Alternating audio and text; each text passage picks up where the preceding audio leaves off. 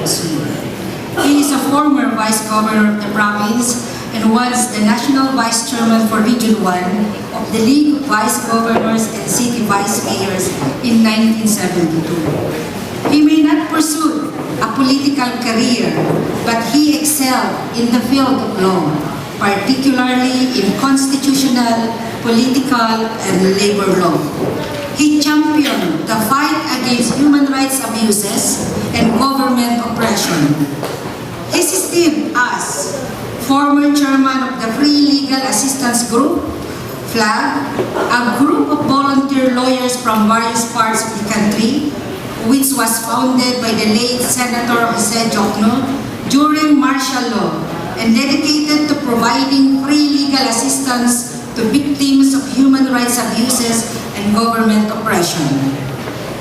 He was as former member, Government Peace Negotiating Panel for talks with the CPP, NPA, NDF, Office of the Presidential Advisor on the Peace Process of the Office of the President, 2010 to 2011. Former member of the board for the Center for the Independence of Judges and Lawyers of the International Commission of Juries based in Geneva, Switzerland. Former chairman of the Regional Council for Human Rights in Asia based in Singapore. Former board member of the Task Force Detainees of the Philippines. With all these activities, it sharpened his active involvement in the advocacy against human rights violation. He was one of the private prosecutors in the impeachment trial against former President Joseph Ejercito Estrada during the historic proceedings held before the Senate of the Republic of the Philippines 2001, and a private prosecutor in the celebrated Bantay arson cases in Bantay, Ilocos Sur, which led to the conviction and imprisonment of Congressman and religious lay leader Vincent Crisostomo. In the field of academe, he remains to be the Dean of the School of Law, University of Baguio. And not to be outdone by younger lawyers, he proved that like wine, he became better as he aged, as proven when he graduated among their batch as magna cum laude when he took his master's class at San Beda College in 2016.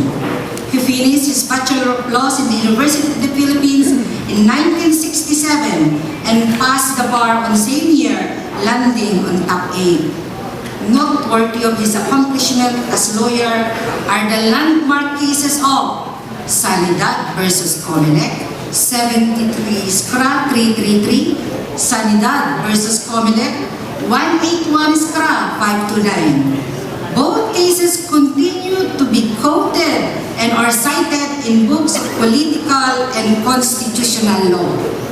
He is a recipient of various awards and commendations for his effort in law and public service, among which are 1986 Outstanding Baguio Citizen Award, the Outstanding Alumni Award in SLU, 1988 Outstanding Ilocano Award given by the Diego Silang Achiever Awards in Cabala, Union, Outstanding Narvaqueño Award, Adopted Honorary Citizen of Santa Clara County in California, the 2007 Gintong Tala Awardee, the Gawad Tanggol Karapatan at Cordillera Human Rights Alliance, the Roman of Saita Award by the Philippine Bar Association, and the Lawyer of the Year Award given by Baguio Midland Courier in Baguio.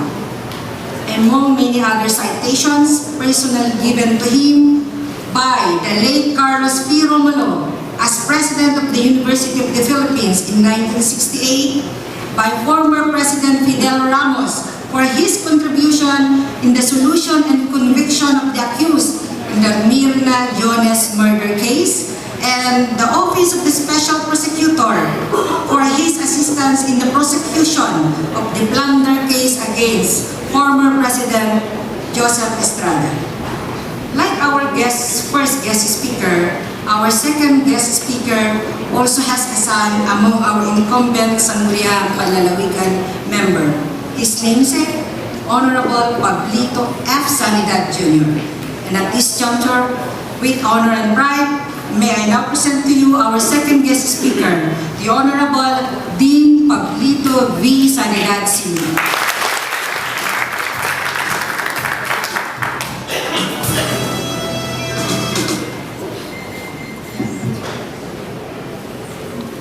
Ako may parparang study ko na ni Apo sa Laknit kasla ideology. Kaya kinukurot amin nga napalabas ni paglaki din katigiti na sasaya at lahat yung magayo. Pagrayman yunay Apo Amati Probinsya, Pangulo ti Suamin nga Gobernador Quintero ng Pilipinas, Apo Ryan Luis. Apo Vice Gobernador, Pagayam, Jerry Simpson. Bigiti kameng yagdamang nga pagpandayan itilintag ti probinsya. Apo sa Laknip Batarina, manong ko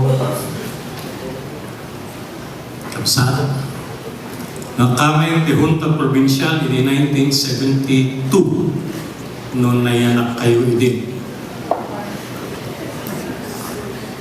Nga ganili mapulo nga taon tinapalagas. 46 years to be exact.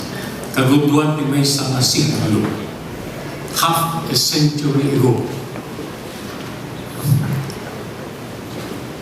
Dakayo ako na kakataknang, kakadayaw, ang kaming dagiti maduma-dumang ang Junta Provincial. Kadagiti adong atawan nga napalabas, manipod na bukal ti unang Sangguniang Panlalawigan ni taon 1975. Nabara na paglaw, kalagiti amin na agtangas ang sarili. Naimbag na bigat yung amin na po. Amo nga iibkas ko si bubukal nga rin na nagiti nagbaling nga kaming ti pagpandayan lintag. Tinapalabas. Pinagyaman mi, tinaitad yung mga pamalayaw, pananayraman mi, tinaitad yung panangarambak ti legislative awareness week. Lawas nga pan nakabibig, kaya mapusgan, ti patay, ti panagpanday ti lintag. Kaya nagiti na pag-asatan nga nagsilbi, iti napalabas, may naib, ti panagaranay, ti umutot kaya probinsya. Naibaga amin na niya po ni ti mga sapol ng ibaga. Ano sa inyo lang na yung nagpasin. Imununa kami kani Apo ni ngayon kada kayo amin. Nga nagbalin na kami ti Junta Provincial. Provincial Board pala ti nagan na iti pagpandayan ti lintag ti probinsya. Da kami kani Apo ni Lady Dr. Makil ti Galimuyod, ni Abogado Filomeno Balbin ti Tagudin, tinaudi ng kaming ti makunkunan na Provincial Board, sakbay nga sinuktan kin nabukil digiti Sangguniang Panlalawigan. Nga husto kan may tutok nga hinggagara yung nga kami tinapili yung may salita tatta. Nabagkas nga taray bagiti tawen. Tawen pailatipan nakalagip yung kata kami. At kabaw kami ito. Itapay na binasan ni ako Secretary Tiolo Jimmy. At da kami pala nga si Bibiyag. Hindi siyempo may kanaya po niya. No, parang kami katigisano ti agkabanwa at tutubo. Kana yung meeting niya baga na nagasat kami, sumama kami kada kayo, tamakita kami, di masamuanan ti probinsya. You appear before the youth and you see the future of the province. Tamumi nga nagiti ang tutubo, isuda ti mangimaton ti probinsya kan nagiti masamuanan ng tayo. Saan may ngayon pagarot? Na tumaray binasa yung geology niya.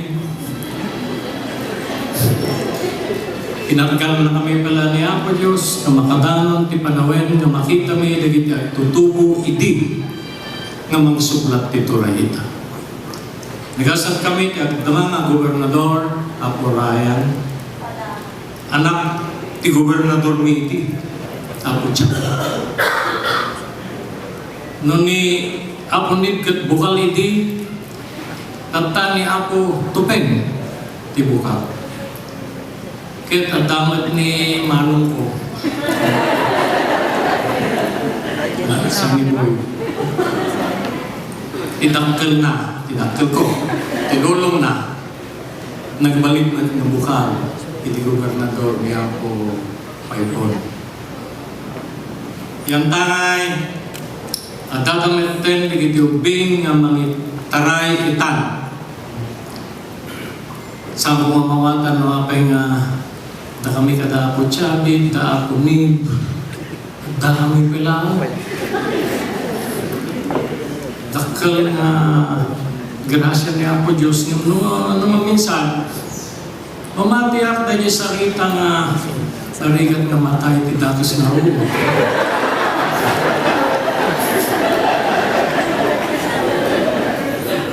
Iso nga itan sa balin, no? Parang kami kada kayo, da kami kanya po ni handa kayong napalpalagipan.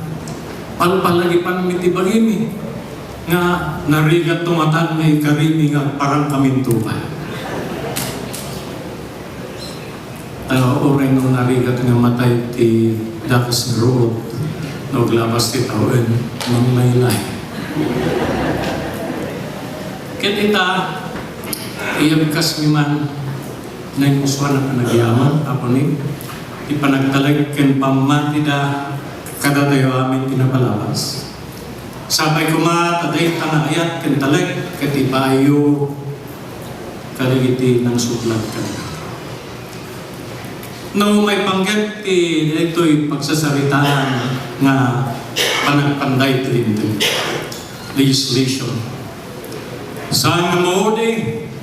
Saan nga kurang dagiti pagwada nga nasabihin nga anak ti Ilocos Sur itaya ti legislatura. Inem nga anak ti Ilocos Sur tinalatak ken nadayaw nga nagserbi ti Senado ti Republika. Kangatuan nga grado ti pagpandayan idininteg ti Pagilyan. The highest legislative body. Nayanak daw ano matuntunan dati punda iti probinsya tayo. Umuna dahil Apo Senador Vicente Singson Encarnacion itibigan.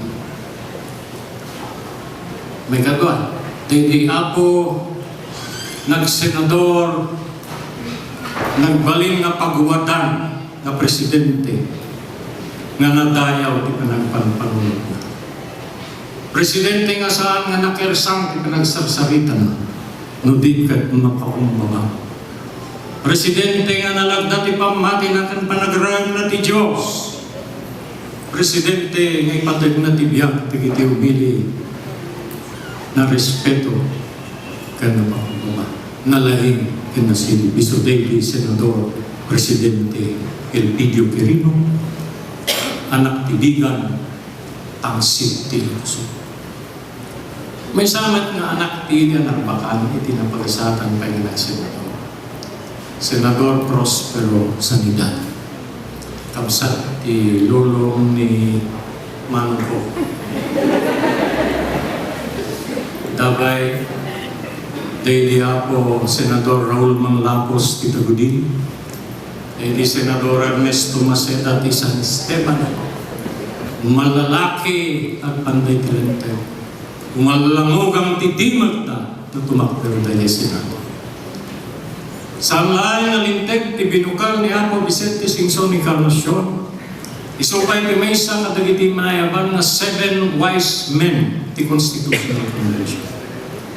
May isa ka dagiti pitong kasisiriban nga delegado ti entero nga Pilipinas nga nangbukal ti 1935 ng Konstitusyon ti Republika. Ni Apo Vicente Singson ni Carnacion, binayabay ni Apo Elpidio Quirino, isura dagiti na isang sangayan nga napilingan ng panday ti Konstitusyon. Dua nga tagabigan, dua nga taga Ilocos Sur, pinagtalkan na kitang tuturay nga mamubukal ti kamatuan nga paglintigan ti pamilya. Kada kami nga mangisusuro ti linteg ti Konstitusyon, daydi naramid Apo Vicente Singson ni Carnacion kanapo Elpidio Quirino ang Konstitusyon. Mabalin nyo nga iabay, tiyoyan niya Konstitusyon tintero nga lubong. Saan nga matir, saan nga maudi, ipalungdugan sa goday nga pundasyon iti pinangbangon ti pagilian nga Pilipinas. Dua nga anak, tibigan, inangisagana ti daga nga pagramutan ti may nga republik, nga nang panday ti altar ti demokrasya, nawaya-waya nga panagsarita na giti umili saan nga ikadeng tinahuyong maturay Konstitusyon na hintay nagnamayan manipod malpas ti may kadwa magubat ti buo. Nabasayan niyo nga ti pakasalitaan ti Republika nang nangruna ti tayak iti linteg nalatak ken nadayaw nga mayukit tinagan dagiti anak ti Ilocos Sur nga mangitan-ok kan magayway ti bandera ti probinsya.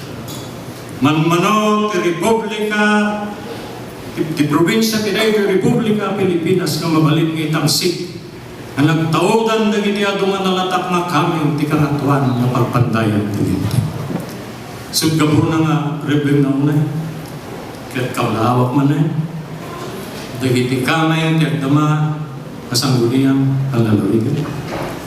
Idalawan ni Apo Veterano, Nanos, nagagat nga adipen ti umili, Apo Jerry Singson, Apo Mika, na author ti daytang agakat, ng partuat dati Provincial Resolution, nga nakaigapu ti kapdatayo amin itang aldaw, kaya iti si Romaro ng Alawas, tapno rambakan ti Legislative Awareness Week.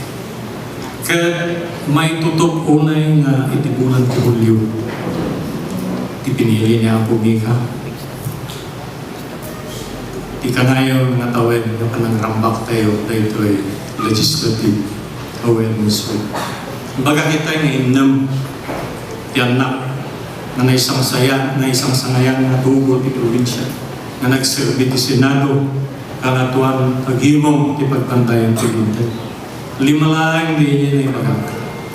Vicente Singson ni Carnacion, Elpidio Quirino, Prospero Sanidad, Raul Manlapos, Ernesto Maceda. Iyo din, iti may sakay na anak ti siyudad Tibigan. Sa laing na senador, nudigat may isang mabigbig nga banwa iti puli iti Republika. Ito Filipino hero. Banwar na nayanak ti kastoy nga bulan ti Hulyo. Dito'y bigan, tawan 1864. Bulan na ingkaitan pangirubuatan ti Legislative Awareness Week. Nusumrang ka ti siyudad iti bigan at nga nakatakdar nga magpasungad kang ka. Dito na Banwar. Apo Isabel de los Reyes. Banwar sa anlayan natin probinsya ng Ilocos Sur, sa anlayan natin tero ng Ilocano yung pagtangsit tintero ng ni Don Belong, anak ni Leona Florentino. Tagabigan man lain. Na iso ti mabigbig nga mannaniw kan manurat ti sarita nga Iloco kan Espanyol. Kaligitiw mo na mga Isudalain nga tata gina ang bangunan nyo iti baton lagip. At nga nakatakder itong belong inis para sumrikan tibigan at nga nakatugaw milyon na Florentino hindi ko muna yung plaza na dyan si Titi Max Restaurant.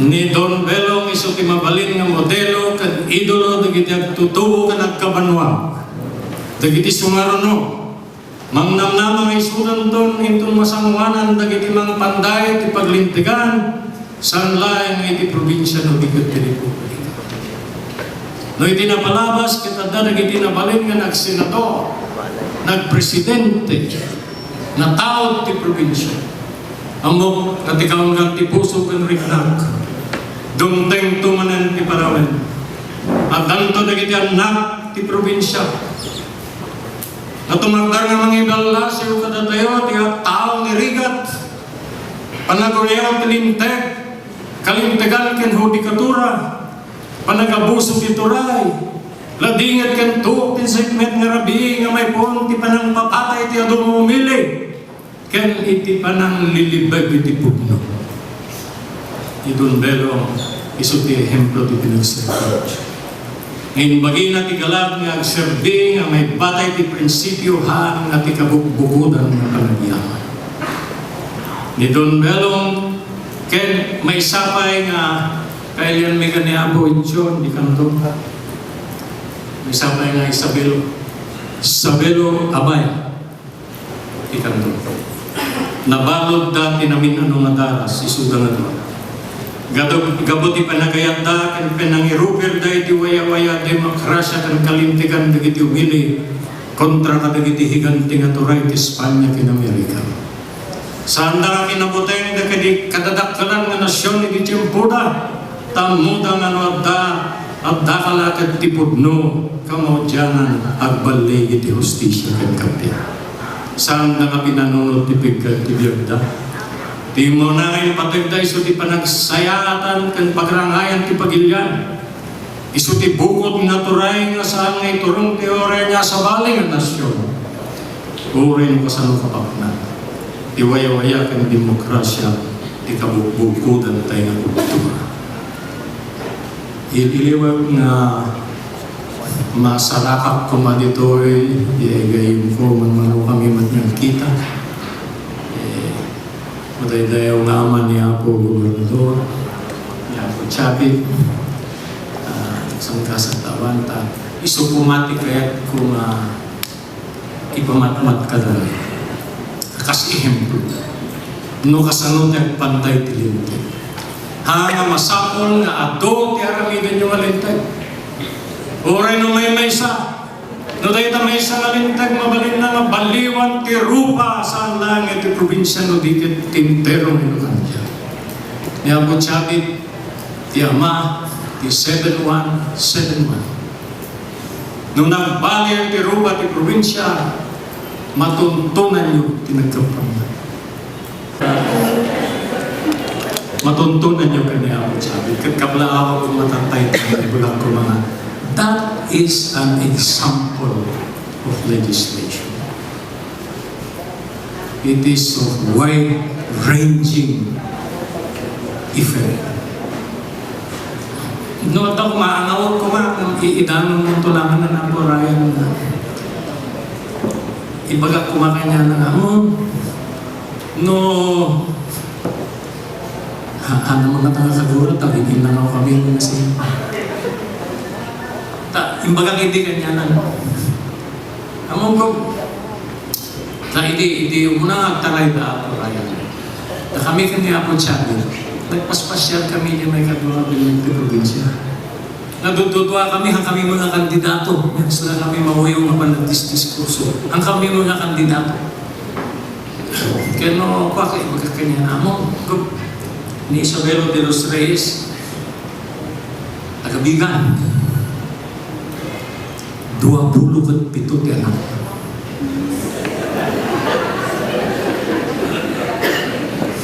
kaya di ko na kanya na ang pagod mo bagang kumamat at sikreto di ko na kanya Hang ko may balim nga ibaga ang katay nga sekreto ta para kadagiti tagabigan ba. Sa mga Apo Jerry, no among di sekreto, irasas mo ito. Ibaga mo ito malagip na. Kasabay ko man ang may anurot ibadek ken nalawag nga testes ken danang nga winaknitan dagiti banwa nga muna kadatayo. Nang nagruna dagiti nalatak nga ng panday ni konstitusyon ken maduma-duma nga paglintigan dagiti napalabas nga tiyempo. Sa likod, fupan niyo kuma tuwing patawin dagiti banwa nga nak ti probinsya nga dayo ti umili probinsya ken Panginoon. Agserbi kayo mapudno ti ili awan ti sabay. Diyos ulit.